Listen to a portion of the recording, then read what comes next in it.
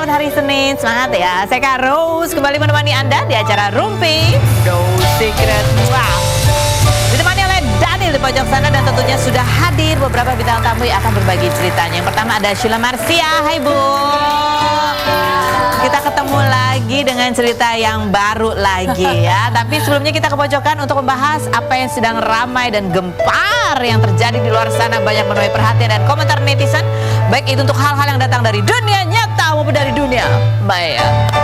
Dari dunia maya ini kayaknya banyak sekali yang terjadi, termasuk juga di dunia nyata.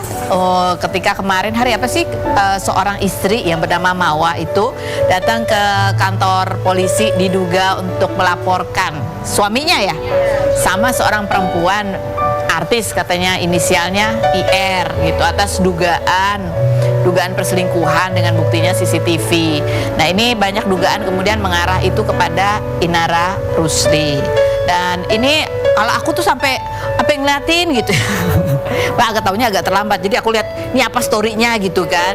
Yang aku tahu sih yang sempat di-post itu adalah waktu DM-an yang ada kalimat yang insecure apa segala macam. Ternyata kalau dari akun gosip ada lagi beberapa bukti percakapan. Nah, tapi aku nggak tahu deh itu dari akun gosip. Kalau ini kalau dari story-nya dia iya di awal ini yang ada di post yang aku lihat ya di story-nya Mawa itu Inara, bukan Inara, diduga Inara gitu ya, karena ini nggak tahu namanya siapa. Itu dia cerita nama suaminya siapa, Ihsanul. Ya memang ya ada pernah ketemuan tapi urusannya bisnis gitu ya. Jadi si IR ini bilang nggak usah berpikir drama yang kontraproduktif gitu ya. Sampai akhirnya ada kalimat juga yang ini banyak menjadi perhatian. Ini semua buram, aku nggak tahu bacanya gimana ya. Mana sih? Oh ini bahwa sudah pernah talak 2 ya. Betul, terakhir saya ini ada nih. Ini cetan yang beredar di akun gosip ya. Jadi kayak pihak IR tuh seperti bilang gini, betul terakhir dia minta saya untuk jadi istrinya, tapi belum ada terpintas di benak saya opsi menjadi istri kedua untuk saat ini, walau alam ya, katanya gitu. Terus ini keterangan dari Mawanya, walahi saya tidak pernah ditalak sama suami saya, apalagi sampai yang kata si IR talak 2 pisah rumah sudah mau pisah, ada gitu ya. Terus kalau apalagi postingan curhatan, ada lagi curhatannya nih ya. Ini dari postingannya bahwa ya mereka ini Mawa dan Ihsanul itu sudah menikah 7 tahun gitu ya. 7 tahun aku berusaha jadi rumah, jadi tempat paling aman untuk pulang. Aku kira cinta kita tumbuh, aku kira kita saling menjaga, aku kira kita bermain di tim yang sama. Jadi ini kayak pasangan ini menikahnya di usia muda sekali. Cuman aku juga kepo kan, pengen lihat tuh Instagram suaminya yang sedang diributkan ini, Ihsanul. Emang fotonya banyak kan isinya dia semua ya. Tidak terlihat dia bersama istri atau anaknya gitu ya. Dia aja semua. Ya, ada lagi postingan curhatan Mawa nih ya. I'm okay guys, setelah banyak orang ya. Setelah banyak orang yang kemudian memberikan support, dia bilang ternyata adanya orang yang sudah pernah disakitin tapi tetap tega nyakitin orang lain, seolah luka yang dia punya malah jadi alasan untuk melukai, bukan untuk belajar memperbaiki diri. Yang kepo katanya beliau artis inisial IR gitu. Ada juga story-nya gitu ya. Ini kita kan ini sejauh mana nih hubungannya, karena kan dilaporin dugaan perselingkuhan. Buktinya CCTV gitu ya. Ada juga video yang diposting sama Mawa, itu dia lagi dipeluk sama ibu mertuanya alias ibunya Ihsanul itu. Dan captionnya, tulisannya adalah hari Minggu Umi dan Abi dan Nenek datang ke rumah membahas tentang niatan Ihsan poligami, tapi ternyata tapi tidak menyetujui keputusan anaknya gitu ya. Jadi ikut minta maaf gitu. Mama feelingnya kuat di sini, bilang mereka sudah itu ya hubungannya lebih jauh. Mama ngerasa salah karena sudah suzon dan minta maaf gitu. Itu tulisan dari story-nya Mawa. Sementara kalau dari manajernya Inara kemarin sempat memberikan keterangan gitu ya, bahwa ya memang pernah ketemu gitu, tapi hubungannya cuma sebatas urusan bisnis. Kita lihat yang berikut. Ya kemudian ya biasa netizen kemudian mencari-cari apa bener ya Inara atau enggak gitu. Ternyata ada tuh foto si Inara sama, ada beberapa memang momen mereka tuh foto bareng dan emang ada yang bersangkutan ini si suami ini ya. Terus ada nih, kalau ini kayaknya diposting sama mawanya ya, pakai baju yang beda-beda mulu, kelihatan deh hampir setiap hari bersamanya ya gitu. Kayaknya tuh si istrinya emang tinggal di kota yang berbeda gitu ya. Kayaknya istrinya tuh kayak tinggal di kota yang berbeda gitu kan. Terus ini di gitu. Itu ada, dan mereka ada tuh foto bareng gitu, diduga pakai gelangnya kapelan. Jangan-jangan mungkin itu oleh-oleh dari orang yang sama. Jadi kembar gitu. Jadi ya baiknya kita kalau beli oleh-oleh itu berbeda warna. Aku sungguh tidak tahu apa yang harus saya katakan ya. Kadang-kadang ini dilaporin ya, tunggu aja nih benerkah gitu ya. Tapi yang menarik tuh orang jadi kepo-kepo lihat ini postingannya Virgon. Virgon apa sih posting ini ya? Mikul Duur mendem jero. Wis, bisa bahasa Jawa dia. Kita jadi menggali-gali nih, Inara, ini maksudnya gimana sih gitu? Apa iya itu laki memang berniat poligami, kan katanya itu laki minta izin ke istrinya itu 2 kali minta izin mau poligami gitu. Yang kedua akhirnya bikin istrinya akhirnya ya memutuskan untuk melaporkan gitu ya. Terus ya tadi kalau dari dugaan-dugaan kayak apa benar nih laki memang ngajak Inara menikah. Kita pernah wawancara terakhir sama Inara, kalau ditanya kesiapannya dia menikah kayaknya dia siap banget. Ditanya apakah benar dia waktu itu umroh itu berdoa untuk meminta kepastian tentang cowok yang lagi dekat sama dia, jawabannya kita lihat yang berikut. Kamu sekalian berangkat umroh pas jalan-jalan ke Mesir kemarin, itu memang ada agenda memanjatkan doa supaya diyakinkan dengan cowok yang lagi deket sama kamu sekarang. Fitnah atau fakta? Ya Allah. Dari ketawanya sih kayaknya fakta ya. Fakta. Oh iya? Fakta. Yang mana lagi ini, Bu? Yang mana lagi ya? Ya maksudnya ya kan kita nggak pernah tahu ya, maksud jodoh kita siapa. Jadi siapapun yang mendekat ya pasti kan kita istiqoroh kan. Dan nilai aku kesiapan untuk menikah lagi ya.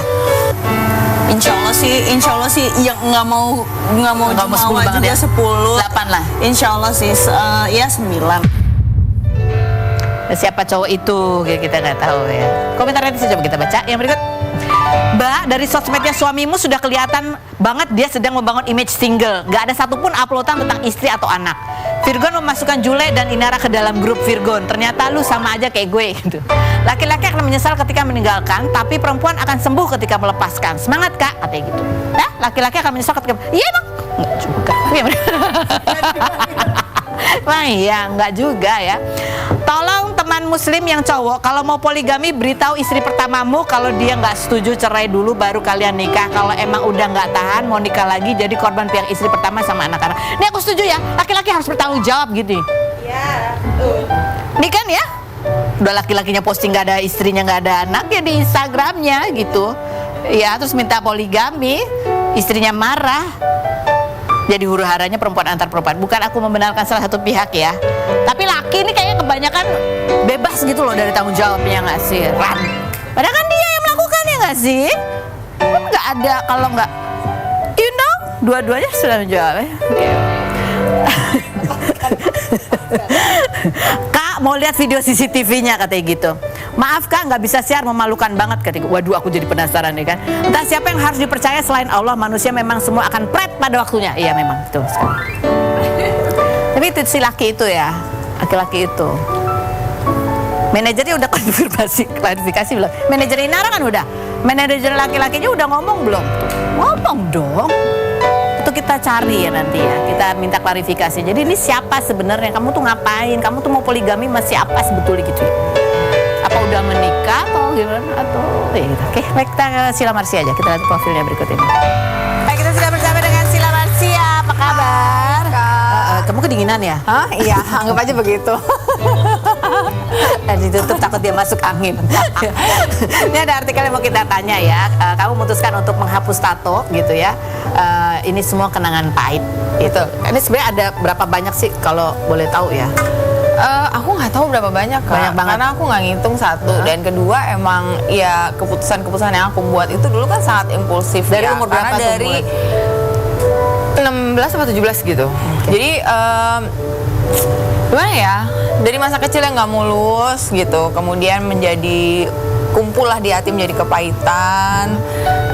Kan tahu sendiri di sekolah juga dibully, jadi aku nggak ada safe place gitu loh. Jadi pelariannya itu ke menyakiti diri seperti itu. Salah satunya adalah dengan alasan pembenaran bahwa for me tattoo is an art. Iya, oke, boleh, terserah, orang kan bebas gitu. Tapi jatuhnya bukan art lagi deh, kayaknya abstrak ya, Bo, gitu loh. Jadi maksud aku kayak gini, ketika orang bertobat itu butuh proses gitu, dan ketika proses itu terjadi, aku juga percaya Tuhan tidak merubah hanya kelakuan, actions, tapi juga pola pikir gitu. Jadi ya tadi pola pikir ya. Jadi kalau dulu kan mungkin impulsif, kamu ada banyak alasan untuk membenarkan ketika kamu menyakiti diri kamu sendiri. Nah sekarang pola pikir apa yang muncul saat kamu dewasa sudah menjadi ibu, sehingga akhirnya ya ini memutuskan untuk. Yang jelas paling utama aku nggak mau anak-anakku mengulang apa yang aku lakukan salah. Itu nomor satu banget gitu. Dan kedua, aku ingin menjadi lebih baik aja, dan menjadi lebih baik itu seperti apa sih? Apakah dengan menghapus tato terus otomatis langsung jadi baik? Enggak gitu. Cuma itu memang kayak satu kesatuan, satu paket di mana di hati itu niatan itu ada, dan ketika niatan itu ada, apapun akan aku lakuin gitu loh, Kak. Gitu. Kemarin tuh sebenarnya aku hapus tato tuh udah dari berapa tahun ya? Dari Jerome kecil, jadi udah 4-5 tahun. Tapi memang terbatas sama keuangan, karena kan anakku banyak juga kan, terus sempat drop juga. Maksudnya ya aku bukan yang kaya raya gitu, enggak lah gitu. Tapi aku terus berdoa gitu. Maksudnya kalau misalnya emang Tuhan izinkan aku untuk bisa bersih gitu, kasih aku jalan apapun itu caranya gitu. Jadi aku sampai lihat tangannya, ini yang udah Ini mulai. iya udah mulai pudar. Tapi ini sempat ada ini karena ini awal-awal salah dokter. Jadi ada keloidnya gitu. Iya, harusnya pelan-pelan aja, nggak perlu dipaksa gitu. Karena memang ini hapus tato tuh butuh mungkin bertahun-tahun gitu, berapa kali, 10 kali mungkin. Oke. Gitu. Apa momen kesadaran kamu gitu ya? Pertama ketika tahu bahwa oh ini kamu memasang, atau waktu itu dulu impulsif pakai tato itu adalah karena kamu ya karena kepahitan dan ingin menyakiti diri. Kapan kamu mulai sadar itu? Aku mulai sadar ketika aku pelan-pelan terus mencari wajah Tuhan. Aku baca Alkitab, aku pergi ke gereja, aku mengerti bagaimana Tuhan bekerja di setiap hidup manusia gitu, dan hidupku juga gitu. Ternyata hal-hal yang buruk terjadi itu kadang bukan Tuhan kasih, tapi Tuhan biarkan itu kita lewati, supaya apa yang kelemahan di diri kita itu bisa kayak diapain ya, kayak dikuatin gitu, dijadikan versi kita yang lebih baik nanti ke depannya, seperti itu. Jadi ini adalah asal kita mau taat dan kita respon dengan benar, bukan dengan baik ya, dengan benar gitu. Jadi ini selain bahwa ini adalah kepahitan, ini juga bentuk kemarahan. Bentuk kemarahan, bentuk ada influence dari orang juga. Dulu tuh aku tuh sangat gampang banget ikut arus gitu, tapi semenjak banyak kesakitan itu akhirnya aku kayak oke, you know what, aku udah cukup gitu. Aku harus menemukan jati diriku yang sebenarnya, aku mau ke arah yang mana, karena Tuhan kasih kita free will, kita bisa memutuskan kita mau ke arah buruk atau mau ke arah baik. Dan aku sekarang berusaha sekuat tenaga aku untuk ke arah yang benar. Kalau benar udah tentu baik, kalau baik belum tentu benar. Ke arah yang benar untuk Tuhan, untuk anak-anakku, untuk suamiku, untuk mama papaku, dan untuk pokoknya semua orang yang sayang sama aku. Ini ada videonya ketika Sheila Marcia memulai proses untuk menghilangkan tatonya, dan ini sakit banget gitu ya, lebih sakit daripada ketika sakitnya tuh aku bisa bilang 5 kali lipat daripada tatonya sendiri gitu. Jadi kalau misalnya emang buat kalian anak muda mungkin yang berpikir bahwa tato keren atau apa, pikirin lagi, karena please pikirin, kalau bisa 1000 kali ya, kalau bisa nggak usah. Tapi kalau misalnya if you want ya matangin aja deh bener-bener gitu, dan jangan atas dasar kayak kemarahan, atas dasar kepahitan, atas dasar ikut-ikut, atas dasar just do. Oke, ini ada videonya, kita lihat yang itu. Kamu ngeliat lagi itu apa yang dirasain?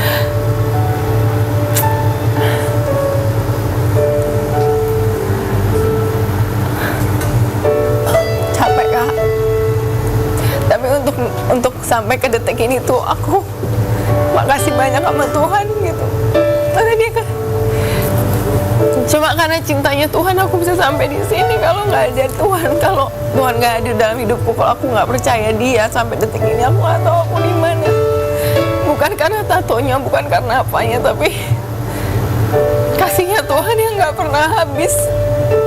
Udah berapa kali aku kecewain Dia, tapi Tuhan masih terus kasih aku blessings, kasih aku kayak misalnya tato ini bisa habis sampai 300-400 juta. Aku pikir Tuhan kalau sampai segitu mendingan buat anak, buat mereka kuliah, buat mereka les nyanyi gitu. Tato ya udahlah, emang gue udah salah gitu. Tapi di Koali ini aku dikasih special lah gitu. Tau gak sih Kak, dia bilang gini, aku bantu kamu karena nanti biar pas anak-anak besar kamu jadi ibu enak dilihat katanya.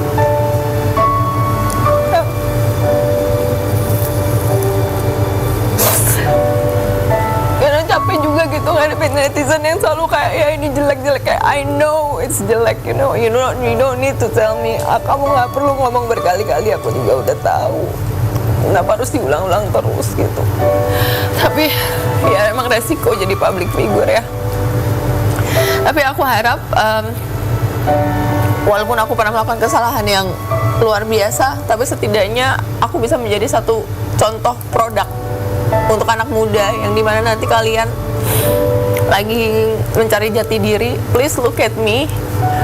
It's not gonna be easy, tapi tolong pilih jalan yang benar. Walaupun jalan yang benar itu yang paling susah ya untuk dilaluin ya. Kalau jalan yang nggak benar tuh gampang banget. Tapi untuk kamu bangkit tuh lebih susah daripada kamu milih jalan yang benar. Jadi please just nurut aja sama orang tua, walaupun apapun orang tuamu tidak sempurna.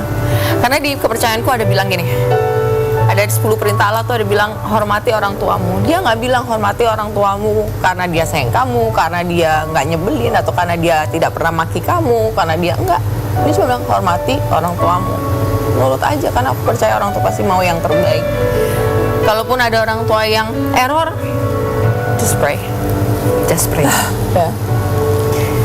Jadi kamu bisa memilih untuk ya udahlah, ini udah masa lalu, udah terlanjur, 300 juta mendingan buat anak sekolah gitu. Tapi satu kata-kata itu yang membuat kamu terdorong untuk melewati rasa sakit yang 5 kali lipat. Sakit banget itu, dan lelah banget pastinya, dan harus berkali-kali. Makanya aku bisa senyum, aku bisa ketawa, aku bisa tahan karena aku niat banget, aku pengen banget Untuk menjadi ibu ya. Aku cuma pengen anak-anakku untuk melihat bahwa ini semua useless. Yang terpenting adalah hatimu. Yang terpenting tuh kamu selalu berjalan sama Tuhan gitu. Apapun, karena manusia pasti jatuh bangun tuh pasti, nggak mungkin nggak gitu. Tapi jangan pernah ke arah yang terlalu aneh-aneh deh gitu. Ini semua adalah useless karena ini merepresentasikan apa? I'm not saying yang bertato mungkin suka dia melihat tapi itu, buat kamu ya. itu terserah.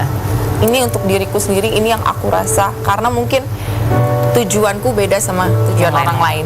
Tapi kamu yang ada di kamu ini, itu buat kamu sekarang ini di titik ini, itu merepresentasikan apa ketika kamu melihat ini?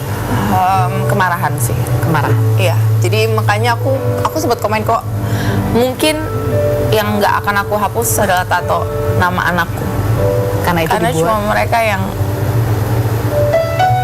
pas aku buat tuh bikin aku happy gitu. Bukan atas dasar kemarahan. Dan atas dasar kemarahan atau kepahitan atau apapun itu. Jadi Sila melakukan ini semua ingin memberikan teladan buat anak-anaknya bahwa apapun yang terjadi dalam kehidupan, Tuhan kasih itu karena cinta. Jadi kita meresponnya juga dengan cara yang benar. Bukan karena kuat dan hebatnya kita, tapi karena Tuhan dulu yang sudah mencintai kita. Maka itu udah otomatis. Because Tuhan yang duluan sayang sama kita. Kita nobody.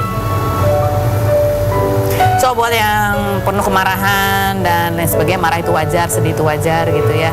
Tapi kalau mau melakukan hal-hal yang merugikan, yang nanti bakalan disesali kelak kemudian hari, pikir-pikir dulu deh gitu ya.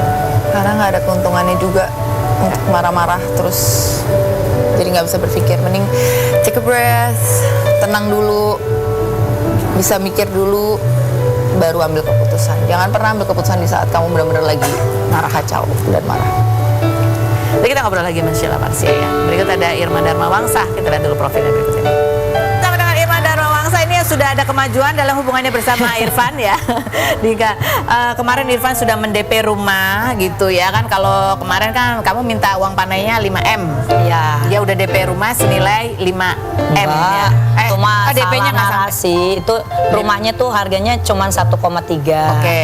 Terus kan tahun ini ada kan kebijakan dari Pak Presiden dapat free PPN. Oh oke. 100 juta. Nah jadi kan kurang lagi 100 juta. Nah terus karena kita juga bantu promo, kita dikasih diskon 100 juta. Wow, oke. Jadi 1,1. Masya Allah. Jadi bukan 5 miliar rumahnya. 5 miliar mah di Jakarta aja. Oh iya, tapi kan kita nggak tahu ya 10 tahun, 20 tahun kemudian mungkin akan 5 miliar. Bisa. Bisa. Nanti kita akan bahas yang berikutnya, jangan kemana-mana, tetap di Rumpi Indo Secret.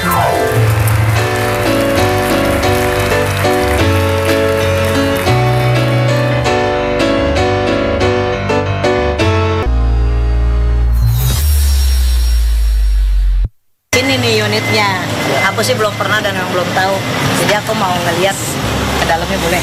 Masuk, boleh lah. Yuk, boleh. Sama Yuk Bu kita Meli. lihat yuk. Ah ya. Buat anak-anak, ada Coba kita lihat. toilet. Coba lihat dulu deh. Tuh, Oh ini kamar. Oh ini kamar anak. kamar anak. Berarti kalau kamar utama di atas? Di atas, lantai 2.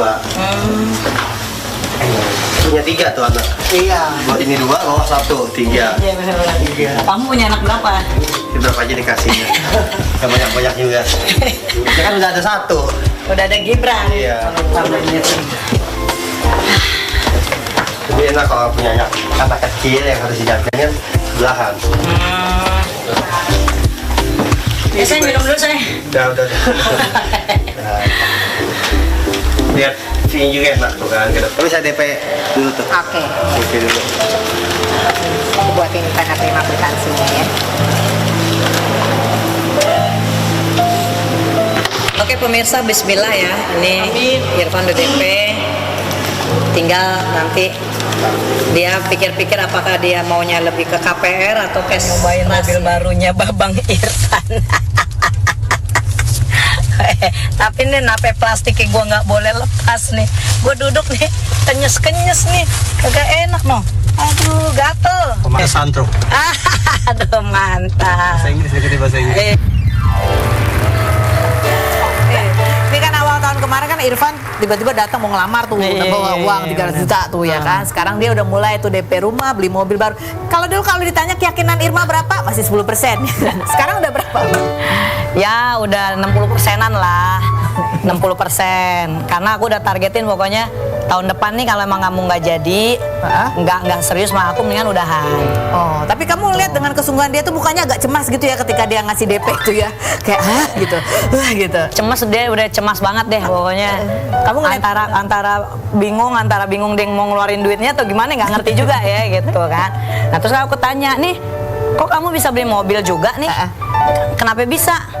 Ya ini kan uang yang ditolak sama mami kamu kemarin yang 300 juta itu.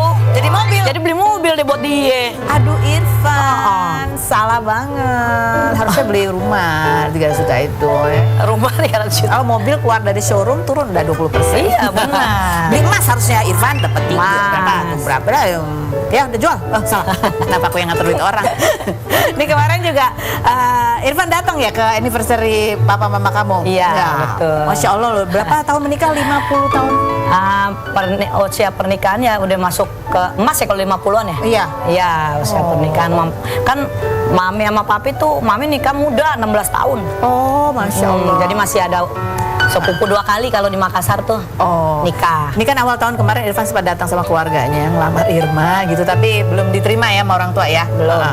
Jadi kita mau tanya nih, Irfan kemarin datang ke anniversary-nya. Datang, tapi dia ngumpet-ngumpet. Maksudnya nggak terlalu berbaul lah gitu. Orang tua Masih- kamu responnya gimana ke Irfan? Ya namanya di situ kan crowded ya, maksudnya banyak saudara datang, jadi mungkin nggak terlalu ngeh juga kali. Irfan juga nggak terlalu yang, aku udah bilang ayo kamu berbaur, enggak di sini aja, di sini dia di dapur mulu dia. Takut ya masih. Masih sungkan lah kali ya mungkin. For my love Irfan, jangan berhenti berusaha dan berdoa ya. Insya Allah restu dari my parents akan turun kalau kamu juga tulus. I'm not gonna make it alone. Tuh, mukanya melas bener loh sebelah sana no. Di ujung. Tapi sejak kemarin tuh lamarannya belum berhasil, itu hubungan kalian tuh gimana? Apakah semakin kuat? Kamu melihat dia semakin bulat tekadnya atau? Kalau aku lihat dari Irfannya sih dia semakin bulat gitu, makanya dia kerja terus, makan dia ada usaha gymnya kan, dia kerja terus, dia pokoknya bolak-balik dia kontrol gym sampai sekalian dia sidak-sidak lah anak-anak di sana gym. Ya makanya itu dengan dia beli rumah itu kayaknya pencapaiannya dia, hasil kerjanya dia juga dia sih ngomong, aku ini kan laki-laki gitu, aku juga pengen dihargai, dia kan ngomong gitu. Jadi ya walaupun penghasilan kamu lebih besar tapi aku juga bisa kok. Masya gitu Allah, sih ngomongnya. keren. Aku bilang ya bismillah aja. Nanti kita ngobrol lagi sama Irma Darmawangsa. Berikut ada Dr. Camelia dan Ibu Titi, ibu angkatnya Amar Soni. Kita lihat dulu profil mereka berikut ini. Kita sudah bersama dengan Dr. Camelia dan juga Ibu Titi. Ini kemarin kan ada sidang pihak jaksa ya. Keputusannya ada kan kemarin Amar sempat penolakan jaksa mengajukan eksepsi gitu supaya sidangnya dijalankan offline ya gitu kan. Itu ditolak sama jaksa. Dan Ibu Titi kemarin sempat emosional. Apa sih yang bikin Bu Titi sedih banget gitu ketika mendengar eksepsinya Amar ditolak? Ya itu apa? Ini semua itu kan dakwaan dari jaksa penuntut gitu, yang kita sendiri kan punya suatu bukti-bukti gitu ya gimana, tapi saya masih meyakinin bahwa Amar itu tidak seperti apa yang didakwakan.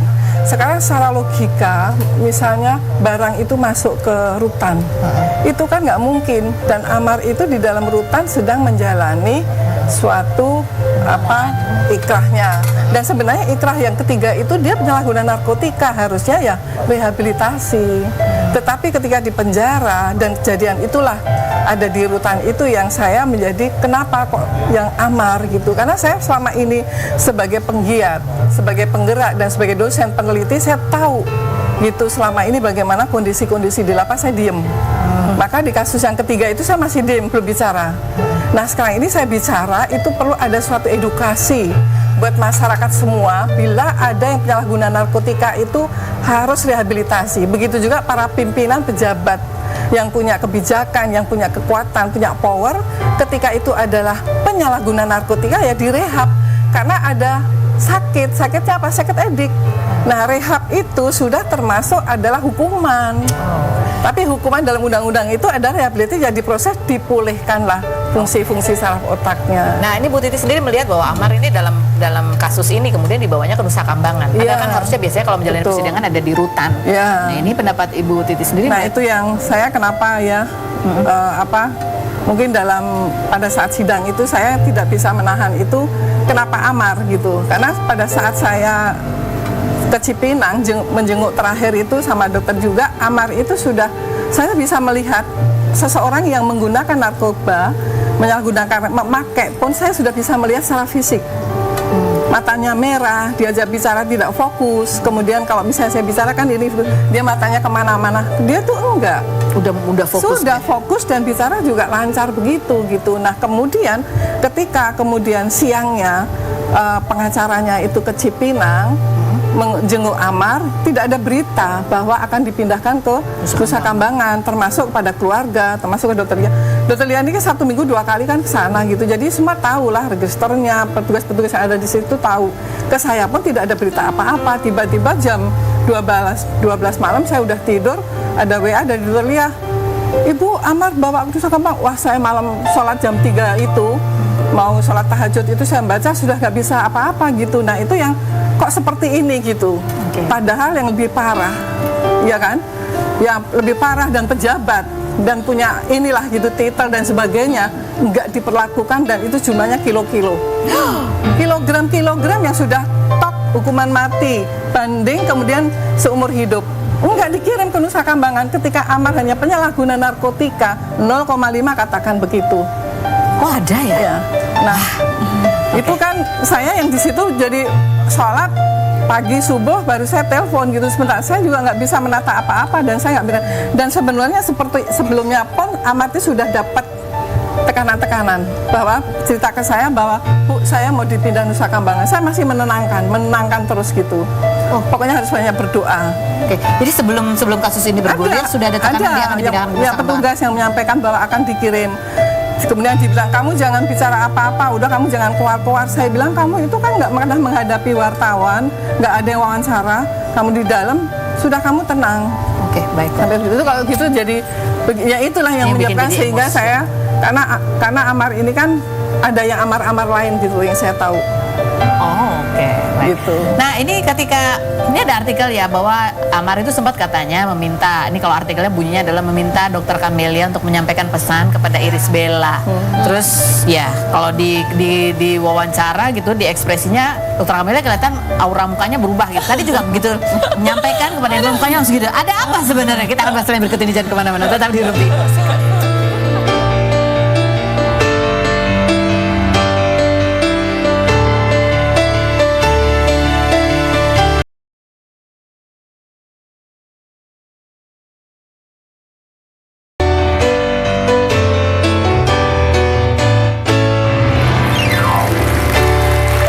Camelia dan Bu Titi tadi meluruskan ya, yang kemarin itu adalah baru dari pihak jaksa gitu yang tidak menerima eksepsinya Amar Zoni, tapi putusannya belum. Putusan tentang eksepsinya Amar Zoni apakah diterima oleh hakim atau tidak itu baru minggu depan. Tanggal 27 ya. Tanggal Minggu depan. 27 minggu depan. Nah, yang berikutnya kita mau tanya nih, kan kemarin sempat dikasih waktu cukup lama untuk video call. Ini kalau ada artikelnya, alasan Amar Zoni minta Camelia temui Irish Bella. Enggak, itu salah artikelnya. Jadi maksudnya minta temuin tuh anak-anaknya, jangan sampai anak-anaknya itu lupa sama dedinya gitu. Biar gimana kan dia tetap dedinya, jangan sampai pemberitaan ini anak-anaknya dengar gitu loh.